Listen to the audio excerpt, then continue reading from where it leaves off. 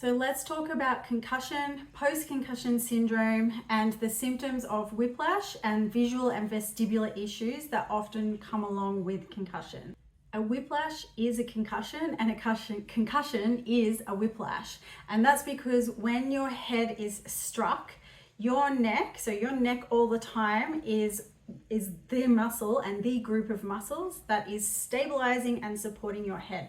So if the head gets hit and is compromised, those neck muscles are the first thing that will jump in and stabilize the head and do everything it possibly can to create that state of equilibrium again. Neck dysfunction that often follows a concussion and comes along with post-concussion syndrome can be caused either by the actual neck being injured, or maybe it's a neurological issue that's occurred because of the brain being bruised and sheared, and it manifests as a vestibular and or visual disturbance. So the best way to approach this scenario is to rule out any neck injury specifically to the neck muscles.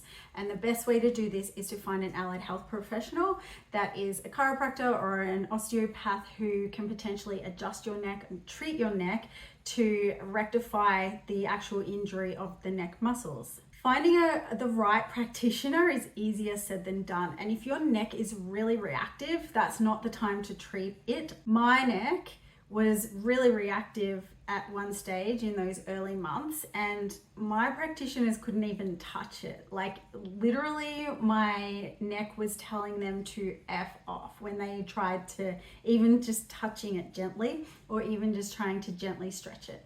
So you have to wait until the neck is able to cope with a big shift. And so that means you have to find a practitioner who is going to be able to manage that situation appropriately. In the USA, the chiropractors and osteopaths there are amazing, and their training is superior to that of Australians, and therefore those practitioners are superior. In Australia, there's much more variation between practitioners. I've been to a lot of practitioners in my lifetime because my first injury was when I was 14, and I've been getting treatment ever since. So I've seen it all, I've tried it all. I've got a lot of experience with these practitioners, and the USA ones definitely have an edge on the Australian clinicians, but there are some amazing ones. You just have to be a little bit more selective and be a little bit more careful. So word of mouth is always a great way to find a good clinician. I found one of mine actually just from excellent Google reviews. I have 3 osteopaths and 2 chiropractors now. The osteopaths served me well and were my saviors in those initial stages post-concussion, and they all offered a different aspect that I needed for symptom relief. As time went on, I really needed something more, and I ended up finding a chiropractor.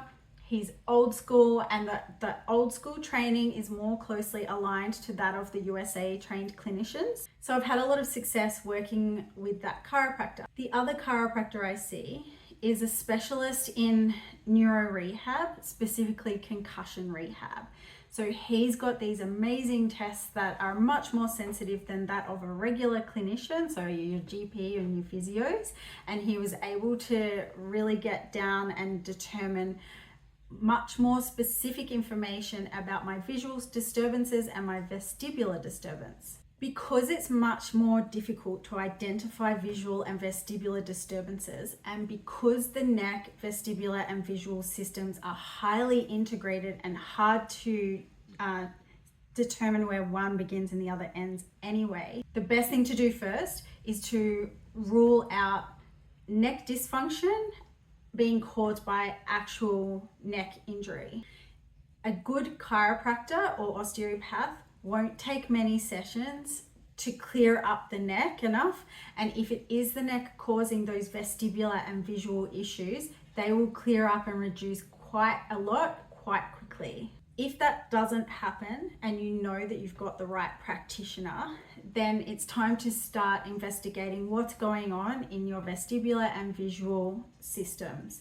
The next thing I would recommend to do is to get your eyes assessed by a neuro ophthalmologist or behavioral ophthalmologist. A neuro-ophthalmologist will be able to undertake comprehensive testing to isolate that visual system and see how it's working. So in my case, I had two eyes that were focusing at different points, and one's worse than the other, and the focus isn't working properly. It's still not working properly. I have these prism glasses to hopefully correct it. And so when my vision is trying to move from one distance to the other, the focus isn't adequately changing, and therefore I'm straining my eyes, it's hurting my eyes. In addition to that, because I have a vestibular disturbance, so my balance is way down in the 14th percentile, meaning that I'm a high falls risk and similar to an elderly person in terms of balance. Because of that, my visual system is working overtime to try to just keep me upright and stop me from falling over. So that makes my eyes really tired, and it does not support them to focus in and out properly either. So then the neck jumps in, and this is where my neck dysfunction comes from, is that this left shoulder and neck all seize up, because that's the next job, is to stabilize the head as well. So these extra muscles are now being recruited as well to hold my head in place and keep me upright, because the visual system is overloaded and the vestibular system is not able to do its job at the moment. So my neuro-ophthalmologist was able to determine that my visual field, so we all have our visual field in the 4 quadrants that ideally is a straight cross up and down and side to side, but mine is tilted this way, so I tend to tilt my head. And again, that my vestibular system and my visual system have to work hard to compensate for this visual field instead of this visual field. And then that makes everything wonky. Sometimes I feel like I'm on a boat, and I'm not on a boat. So all of this is going on. It's complex. Like, I've simplified it in the way that I've described it. There's a lot of complex neurology going on here. So you need to be guided through that with the right clinician. So after we've ruled out the neck as being injured and we've attempted to address the visual issues, then it's time to address the other issues. So this is where my other chiropractor comes in. So he was able to do all these assessments to determine what was happening. He looked at my visual system as well, but he also was able to measure my balance and a bunch of other things. And in terms of my vision, he has a computer program that can actually track your eyes much more sensitively. A general practitioner or even just your physiotherapist is probably just going to use a pen to get you to follow your eyes, and they're going to look at the tracking, and they're not going to be able to see what's really happening with your eyes. They're going to say that it's a smooth pursuit and your eyes are fine.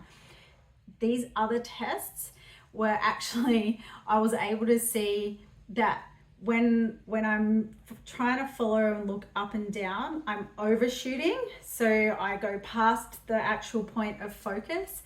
And when my visual system is isolated, so he puts you in light eliminating goggles and he films it so that I can see.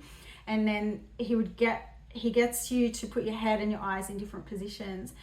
I can see, like, I watched the video. My eyes are shaking all over the place and they're flittering and they're going up and down because they're under distress. They're trying to do what needs to be done to compensate for the vestibular system.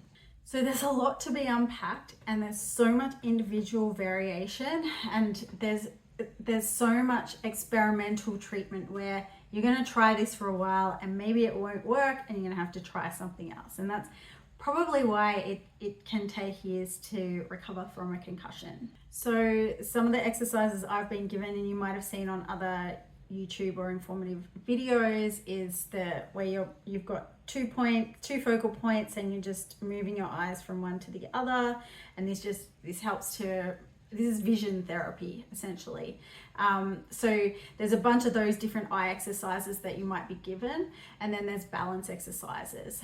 For me, Particularly, I'm getting a lot of exercises that are tandem where my left leg is back, because that will be the stabilizing leg, because my issue has been identified to be dysfunction in the right cerebellum. So we're trying to stimulate and wake that up. So I've got other left-sided exercises to do that go outside the usual plane of movement as well, just to try to wake up and reignite that right cerebellum in particular areas.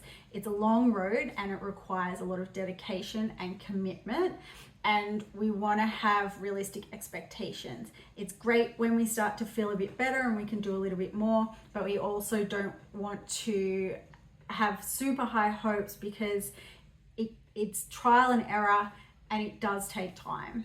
So I hope that sharing my experience helps you and can lead you in the right direction to try and go down a suitable path of recovery for you. Let me know how you go. Comment down below. If you like the video, like, subscribe if you haven't already, and I'll see you next time.